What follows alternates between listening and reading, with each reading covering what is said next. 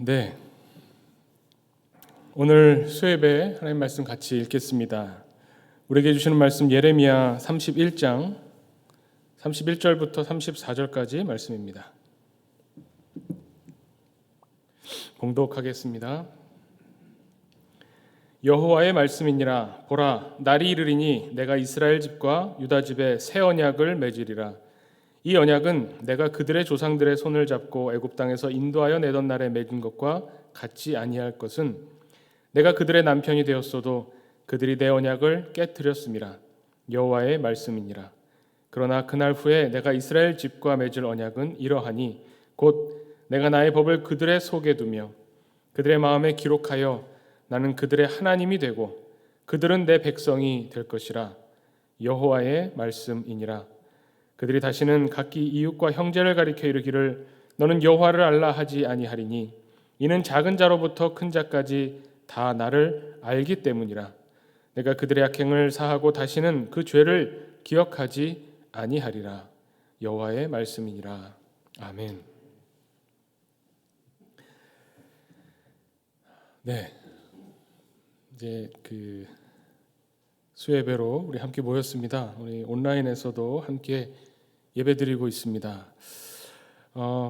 새해를 맞아서 새로운 결심들 하셨을 텐데 새 결심과 또 새해의 소망, 희망을 갖는 것 참 좋은 일입니다. 계획을 세우지 않는 것보다 계획을 세우는 것이 지키는가의 여부를 떠나서 훨씬 좋다고 이야기를 하죠.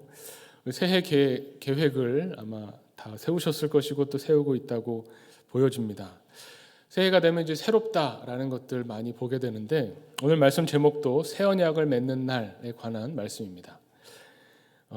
새 언약이라는 말씀이 참 좋아서 이 말씀을 묵상해 봤는데 묵상하면서 그런 생각이 듭니다. 그냥 막연하게 새 언약이니까 옛날 언약보다 좋겠지. 또 새 언약을 주신다고 하니까 뭔가 새로워져서 좋다라고 생각하게 되는데 한 번 더 생각하면요. 새 언약을 우리에게 주셨다. 새 언약을 맺게 될 것이다 라고 말씀하실 때 그러면 이 새 언약 전에 주신 언약이 있다는 겁니다.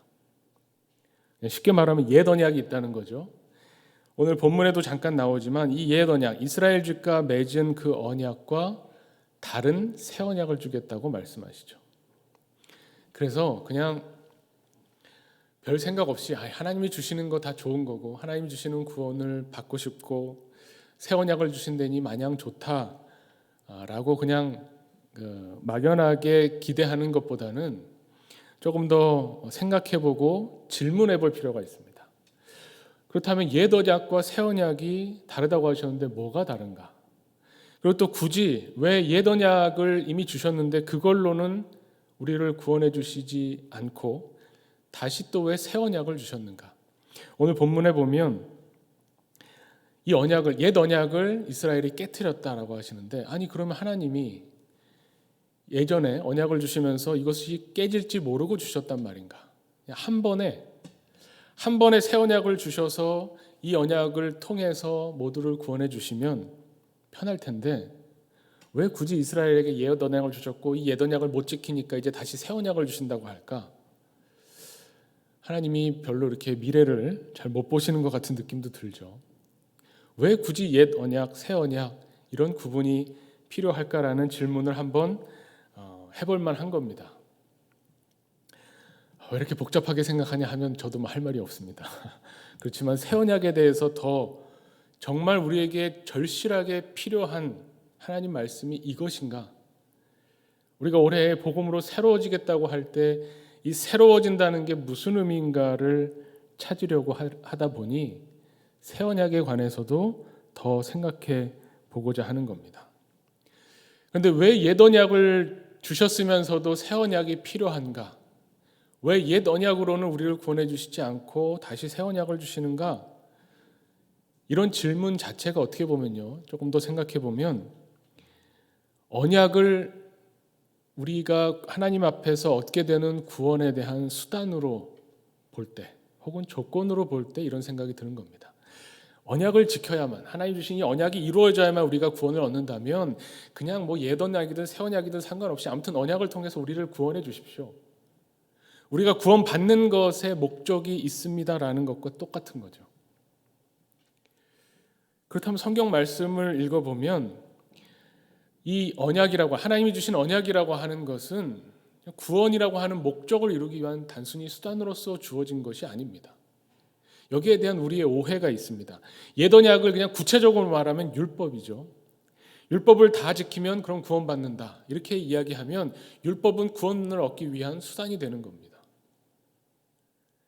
이렇게 구원을 얻기 위한, 구원의 목적을 두고 수단으로서의 옛 언약, 율법을 생각하면 우리에게 그냥 구원 받았냐 안 받았냐 이 두 가지만 딱 남습니다. 굉장히 내가 구원받느냐 안 받느냐가 그럼 결국 중요하게 되는 거죠. 내 구원의 관점에서 내가 구원받느냐 받지 못하느냐는 입장에서 성경을 읽으면 성경 말씀처럼 화나게 하는 게 없어요. 왜냐? 예수님을 믿어야 구원을 얻는다고. 새 언약의 핵심적인 내용은 그거죠. 예수님을 믿어야 구원을 얻는다. 그럼 예수님 오시기 전에 사람들은 어떻게 되느냐? 이 질문이 반드시 나옵니다. 저도 예전에 이 질문 가지고 많이 고민했습니다. 예수님을 모르는 사람들, 복음을 못 들은 사람들은 하나님이 구원을 해주시는 건가 못 해주시는 건가? 지옥에 갔나 천국에 갔나? 근데 이런 질문 자체가 방금 말씀드린 이 구조 속에 있는 겁니다. 구원이라고 하는 목적을 이루기 위해서 하나님이 수단을 주셨는데 그것이 율법이고 율법을 다 못 지키니 할 수 없이 율법으로는 안 되는구나. 예수님 믿으면 내가 구원해 줄게. 이렇게 봤을 때 예수님을 안 믿는 사람은 구원 못 받는다라는 관점에서, 그래서 내가 구원 받느냐 안 받느냐 자기중심적인 그 관점에서 구원을 보는 겁니다. 이 구도가 이해가 되시죠? 그렇다 보니까 그 예수님을 안 믿고 죽은 사람들에 대한 관심, 이건 다 인간 중심적인 구원관이 되는 겁니다. 그런데 오늘 말씀, 예수님 오늘 이제 예레미야를 통해 선포하신 말씀을 가만히 들여다보면 하나님께서 언약을 맺으셨다. 이스라엘과 내가 언약을 맺었는데 이스라엘이 언약을 깨트렸다. 이 언약이라고 하는 것은 단순히 구원을 베푸시기 위한 수단으로서 주어진 것이 아닙니다. 언약이라고 하는 것 그 자체가 가지고 있는 하나님의 뜻이 있습니다. 구원의 문제는 그래서 우리의 관점에서 내가 구원 받았느냐 안 받았느냐 이 두 가지만 놓고 판단할 수 있는 문제가 아니라 구원이라는 것은 전적으로 하나님의 관점에서 하나님의 뜻이 어디 있는가를 통해서 바라볼 때 구원의 의미가 드러나고 그 구원을 베푸시기 위한 언약이 무엇인가를 알게 되는 거죠. 완전히 이것은 생각을 바꿔야 되는 겁니다. 구원은 단순히 받았다 못 받았다 이 문제가 아니라는 거죠. 제가 아주 흥미로운 이야기를 들었는데 게임과 도박의 차이에 대해서 이야기하는 걸 제가 들었습니다. 어떤 학자가 이야기하는데 이게 게임과 도박, 게임이 중독이냐 아니냐 뭐 이런 걸 따지는 게 아닙니다. 굉장히 논란이 있고 아직까지 연구가 더 필요한데 근데 분명한 건 있더라고요. 이 뇌과학자들이 게임하는 사람의 뇌와 도박을 하는 사람의 뇌를 이렇게 측정한 겁니다. 그건 가능하죠.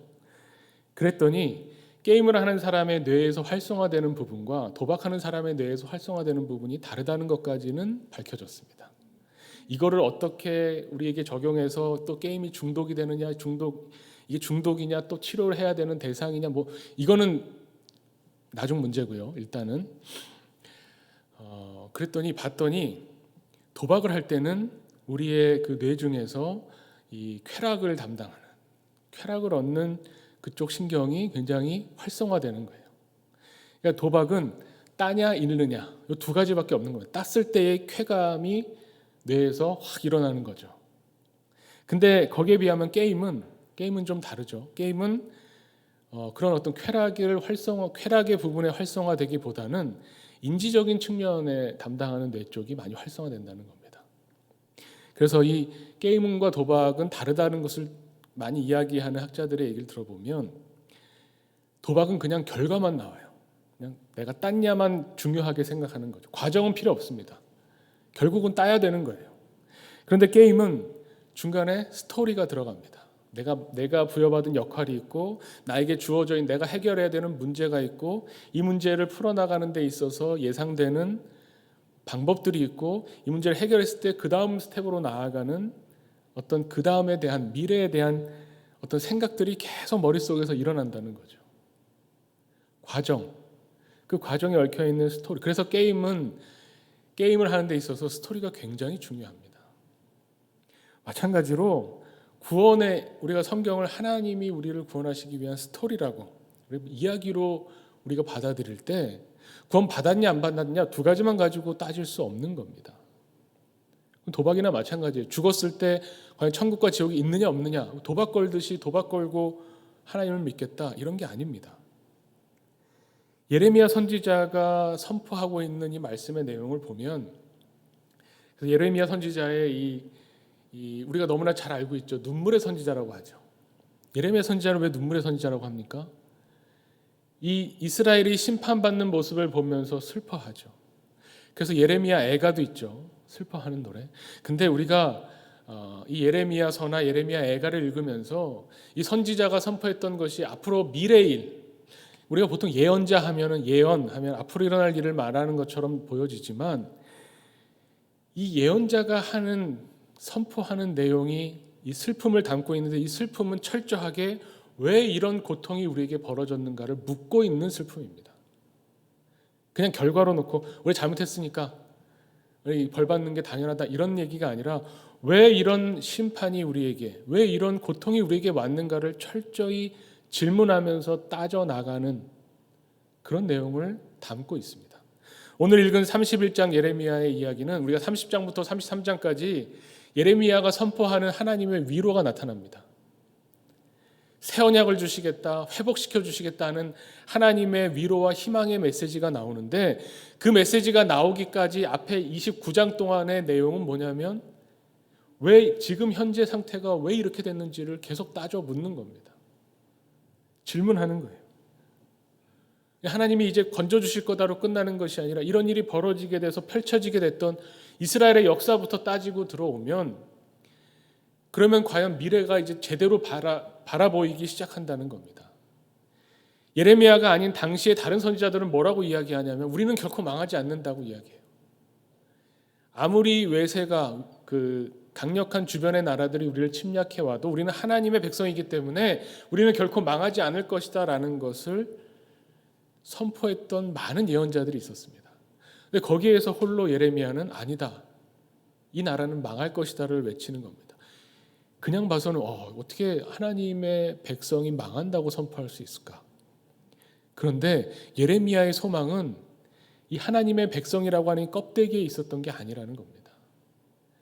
다윗의 자손을 통해서 내가 다윗을 왕으로 세워서 그 자손이 나라를 다스리는 이 하나님의 나라를 내가 끝까지 가져가겠다고 하는 것에 다른 선지자들은 목적을 두는 겁니다.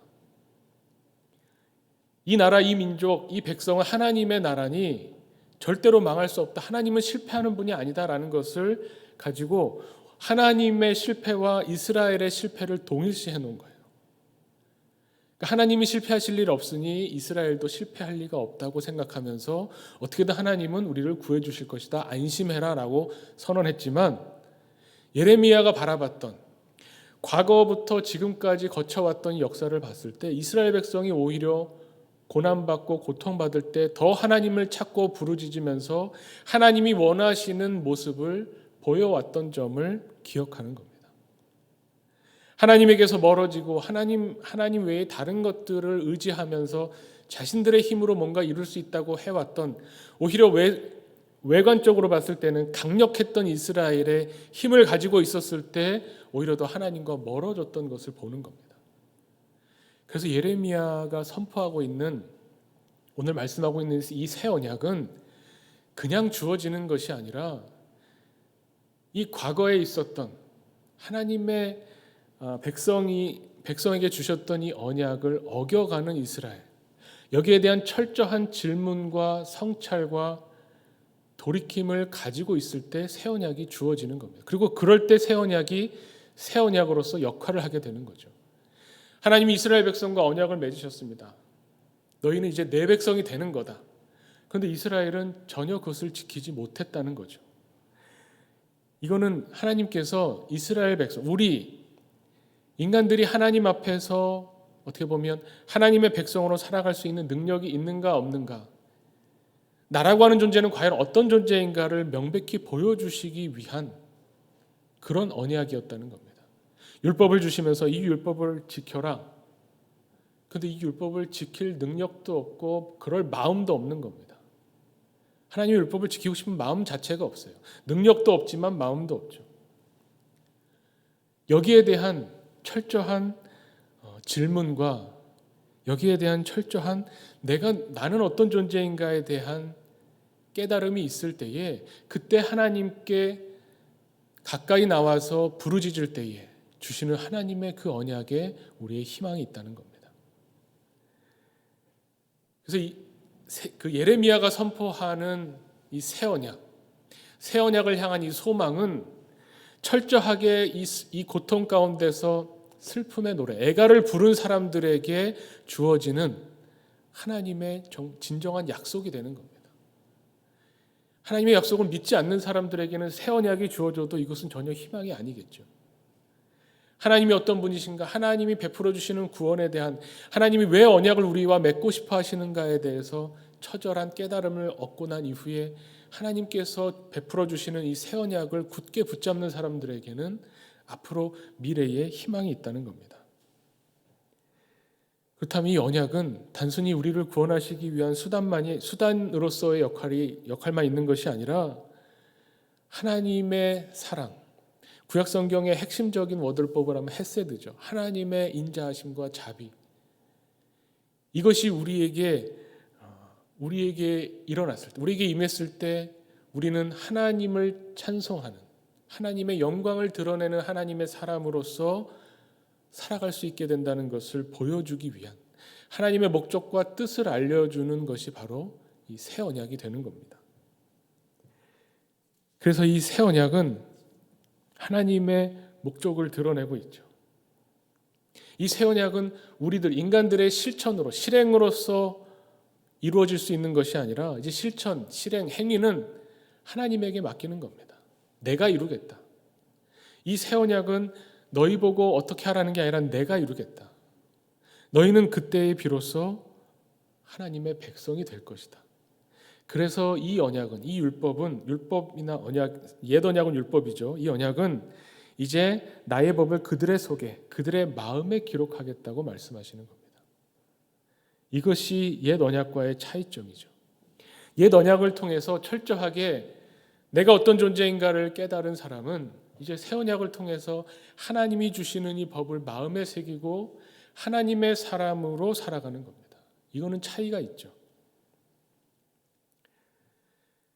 하나님이 새롭게 창조하실 하나님의 백성, 이것은 전적으로 하나님의 손에 의해서 일어나는 하나님의 백성이 되는 겁니다. 그냥 그렇게 태어났기 때문에 혈연관계로서 하나님의 백성, 하나님의 나라가 되는 것이 아니라 하나님의 뜻에 의해서 하나님이 만들어서 창조하신 새 백성으로서 하나님 앞에 서게 된다는 겁니다. 이 관계의 놀라움, 우리에게 뭔가 어떤 행위를 해서 율법을 지키고 뭔가를 해서 그런 사람으로 살라는 것이 아니라 하나님이 하시겠다고 하는, 이것은 정말 놀라운 복음이죠. 하나님이 행하신다고 하는, 하나님이 이 관계를 새롭게 하시겠다고 하는, 나는 하나님이 되고 너는 내 백성이 되는 거다라고 하는 이 관계의 변화를 하나님이 이루어내시겠다는 겁니다. 그럼 여기에 이 관계가 변화되면 우리는 변화된 사람으로서, 변화된 존재로서 다시 사는 겁니다. 거듭나는 거죠. 저는 이렇게 생각해 봤습니다. 이것이 참 머리로 이해하기는 참 어렵죠. 그나마 이해한다고 이해해보면 그런 생각이 들었습니다. 제가 맛있는 거 먹는 거 누구나 좋아하잖아요. 맛있는 걸 먹는 걸 좋아하는데 어색한 관계에서는 맛있는 걸 먹어도 이게 무슨 맛인지 잘 모르죠. 만약에 한참 결혼 정년기에 있는 이 청춘 남녀가 처음 만났습니다. 소개를 받았어요. 상대방이 어떤 사람인지 잘 모릅니다. 그럴 때 가면 아무리 내가 그 음식을 좋아해도 먹으러 가면 안 되는 집이 있죠. 간장게장집이나 네? 짜장면도 그런가요? 입에 묻히고, 간장게장은 사실 이렇게 쪽쪽 빨아먹어야 맛이 있는데, 그 관계에서 만약에 간장게장집이나 짜장면집을 가면 마음 편하게 먹을 수가 없죠. 잘 섞어야 되고 한 줄 한 줄 면을 한 줄 한 줄 먹어야 되겠죠. 무슨 맛인지 모를 겁니다. 먹는다는 행위도 똑같고 음식이 똑같지만 관계가 변화돼서 이제 사귀게 되고 사랑하는 사람이 되고 뭘 해도 이뻐 보일 때는 이 입 주변에 짜장을 잔뜩 묻히고 먹어도 사랑스러워 보이죠. 그럴 때는 마음 편하게 이 내가 좋아하는 음식을 먹으니 그 음식은 아마 다른 누구와 먹는 것보다도 더 맛있을 겁니다. 그러면서 관계가 바뀌게 되고 이 관계 안에서 음식 맛에 대한 나눔이 있게 되겠죠. 아무리 좋은 것, 아무리 귀한 것을 내가 먹고 누려도 이것을 나누지 못하면 기쁨이 그냥 내 안으로 사그라들어 버리는 걸 경험하게 됩니다. 제가 전에 정말 좋아하는 그 피아니스트의 그 독주회를 갔는데 정말 제가 기대했던 이상으로 너무너무 아름다운 그 소나타를 들었어요. 근데 그 음악을 듣고 제가 너무 좋은 거예요. 이 연주가 너무 좋은데 혼자 갔거든요. 표 사서 제가 혼자 갔는데 나온 사람들은 막 웅성웅성대면서 야 연주 좋다 하는데 저는 아무한테도 이 이야기를 할 수가 없는 거예요. 속으로 좋았다 하는데 옆 사람한테 내가 야 연주 참 너무 좋지라는 말을 못할 때 이게 너무 아쉽더라고요.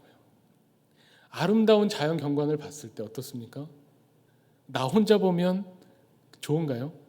그래서 왜 맛있는 거 먹으면 꼭 이러죠. 누구랑 함께 오면 참 좋겠다. 아름다운 자연을 보고 나서 누구랑 여긴 다시 와야겠다. 이런 말을 하게 되는 것이 뭐냐면 이 아름다움을, 이 행복을 나누고 싶은 겁니다. 하나님의 구원을, 언약을 통해서 하나님이 베풀어 주시는 구원을 누린다는 것은 이런 거죠. 하나님과 원수된 관계였습니다. 옛 언약을 통해서, 율법을 통해서 우리에게 드러나는 것이 무엇입니까? 하나님과 도저히 함께 할 수 없다는 겁니다.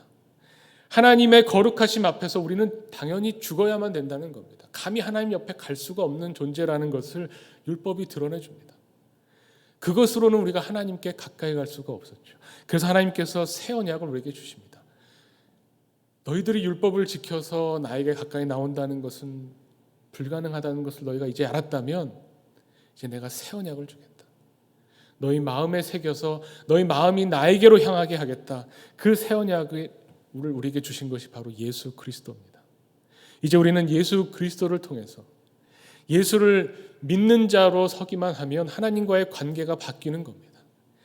이제 하나님은 무섭고 두렵고 심판의 하나님에서 나를 사랑하셔서 이 언약을 이루시기 위해서 자기 아들을 십자가에 죽이시기까지 하는 그 하나님의 사랑하심을 우리가 관계 속에서 누리게 되는 겁니다.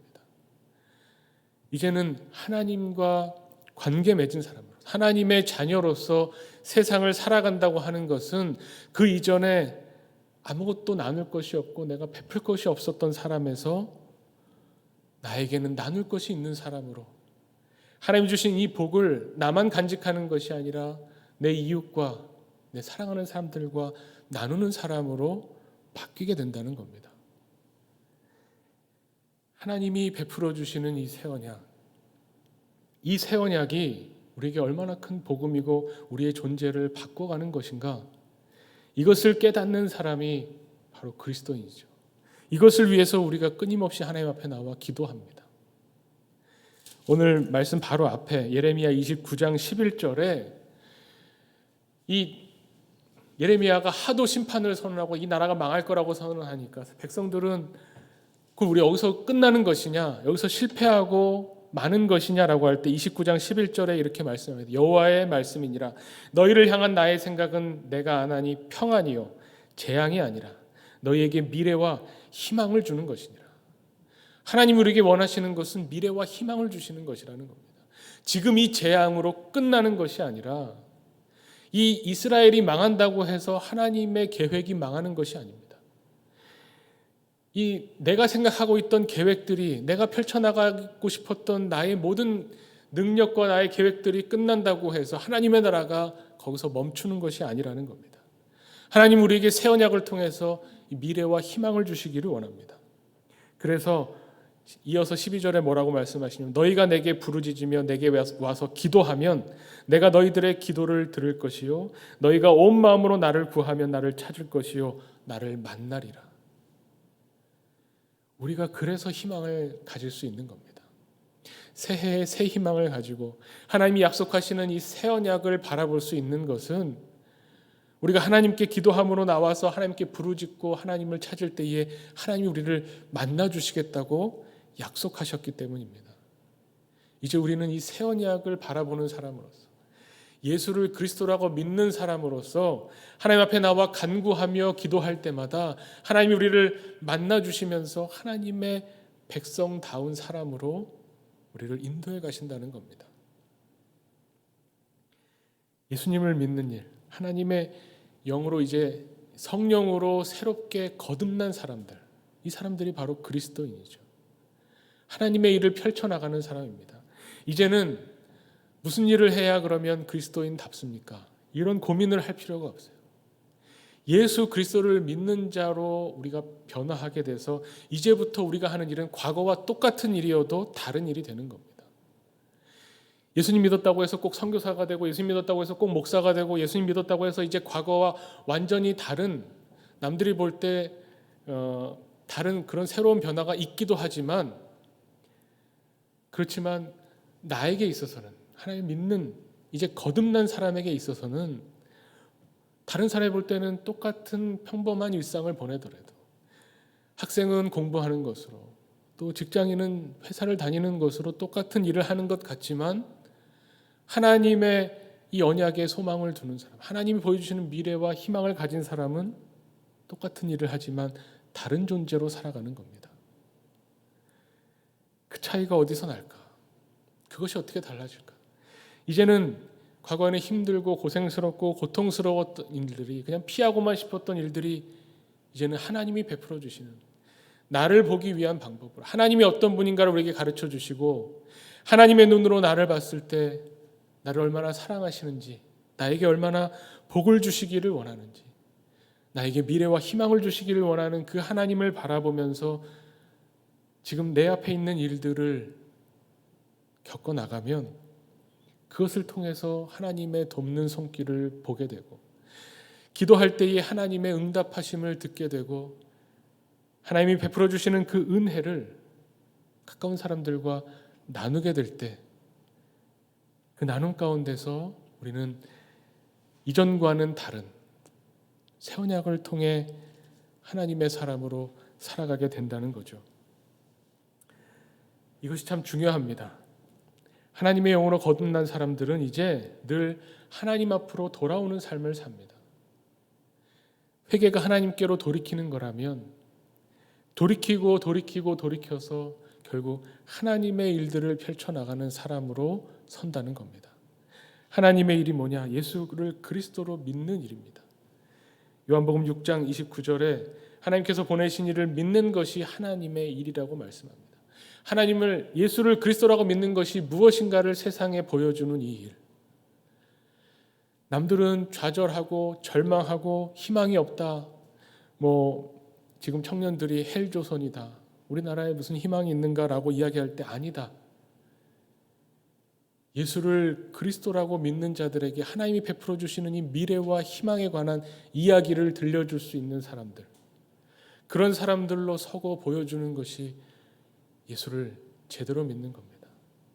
예수 믿는 자로 세상에 서는 것이 우리가 행해 나가야 될, 펼쳐가야 될 우리의 일들이라는 것을 말씀이 우리에게 가르쳐 줍니다. 이제는 하나님을 아는 것이 하나님을 알자라고 하는 것이 이제 성령을 통해서 우리에게 주어졌습니다. 우리는 성령을 통해서 예수 그리스도를 통해서 하나님을 알게 됐습니다. 이제는 하나님의 자녀로 하나님을 아는 사람으로 살아가기 위해서 하나님 앞에 나와 간구하며 기도합니다. 하나님, 우리에게 베풀어 주신 이 은혜를 우리가 세상에 보여주기를 원합니다. 그리스도인으로 서기를 원합니다. 오직 예수 그리스도만 우리의 생명 되시고 우리의 소망 되신다는 것을 우리가 우리의 삶으로 보여주기를 원합니다. 이것이 우리의 희망이고 우리의 소망이며 하나님이 우리에게 바라고 계시는 일이라는 것을 오늘 예레미야 선지자의 선포를 통해서 다시 한번 묵상합니다. 우리 이 시간 함께 하나님 앞에 간구하며 기도하기를 원합니다.